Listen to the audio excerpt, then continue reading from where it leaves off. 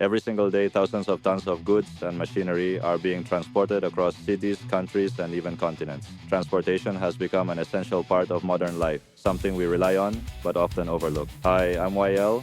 Welcome back to my channel. Today, we're diving into the world of heavy cargo transportation. From massive machines to oversized equipment, I'll be showing you 5 impressive examples of how these giants are moved. If you enjoy this kind of content, don't forget to like, subscribe, and hit the bell icon so you won't miss any of our future videos. Let's get started. In the heart of Zurich stood a piece of history, the Oerlikon Mechanical Engineering Building, a proud 19th century structure, once part of the city's industrial soul. But just steps away, Zurich Oerlikon train station was bursting at the seams.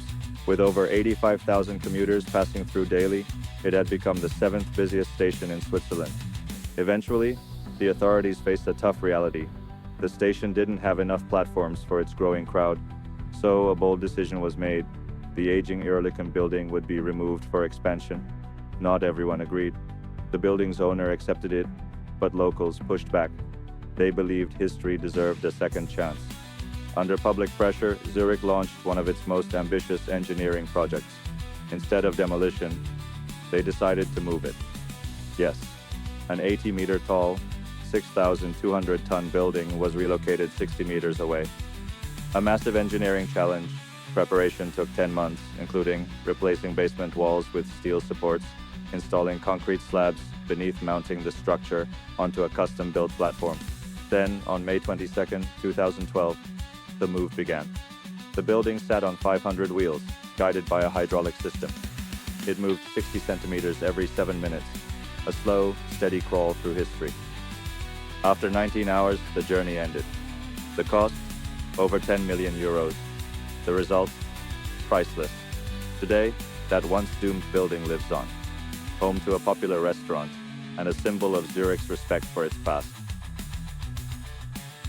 The Boeing 737 is one of the most iconic commercial airplanes in the world, and also one of the most produced in aviation history.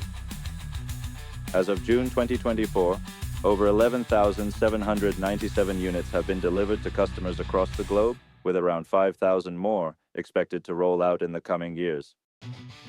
In 2018, an average of 2,800 Boeing 737s were flying at any given moment.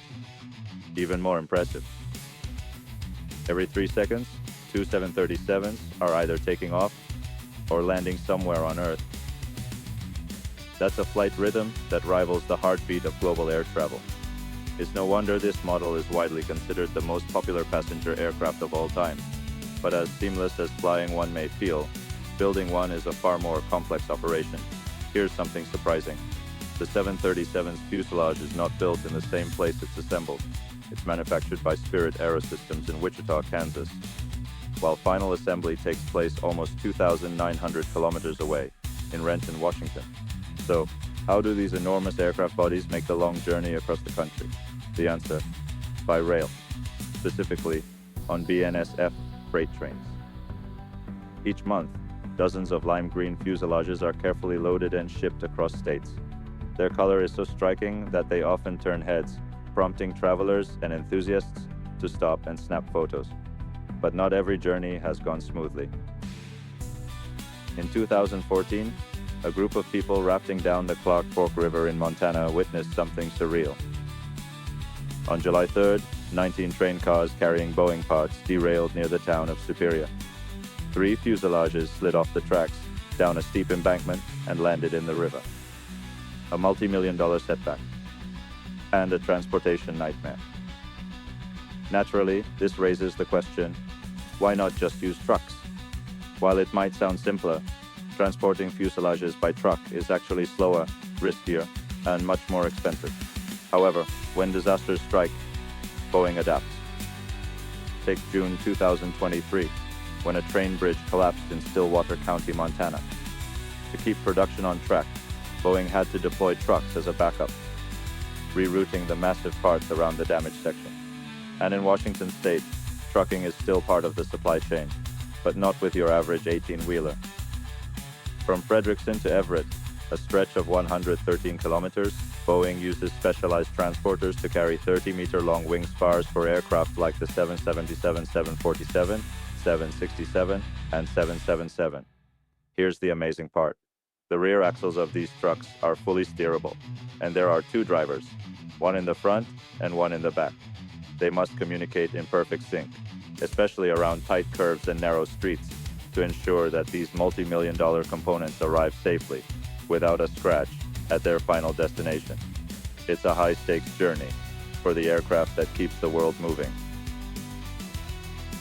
Our story begins in 1950 in rural Germany.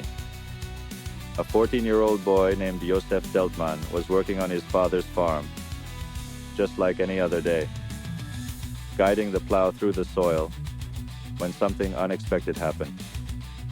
The plow hit something solid underground, an obstacle every farmer dreads. But this was no ordinary rock. Joseph had no idea that what he struck would haunt him and shape his land for the next 70 years. That underground object turned out to be a massive boulder, too big to move, too deep to ignore. For decades, Joseph had no choice but to work around it. First with horse-drawn tools, and later with modern machinery. It was always in the way, a stubborn piece of earth, refusing to be forgotten. Eventually, Joseph's patience wore thin. He decided it was time to act, to finally uncover the truth about this giant. With the help of his son, they began digging. But soon it became clear this was a job for serious heavy-duty equipment. When the boulder was fully revealed, its enormous size stunned everyone. It weighed over 100 tons and quickly became a local attraction. It drew as many as 400 visitors a day, each eager to see the sleeping giant beneath the farmland. Geologists confirmed it was a glacial erratic, carried from Scandinavia over 150,000 years ago during the Ice Age. Because of its size and story, it was moved to the nearby village of Hoven for public display. There was hope it might rank among the top 3 heaviest boulders ever found in Germany. To find out, a Liebherr LTM 1750-9.1 crane was brought in. The final weight, 102.5 tons, just missing the top 3, placing 4th.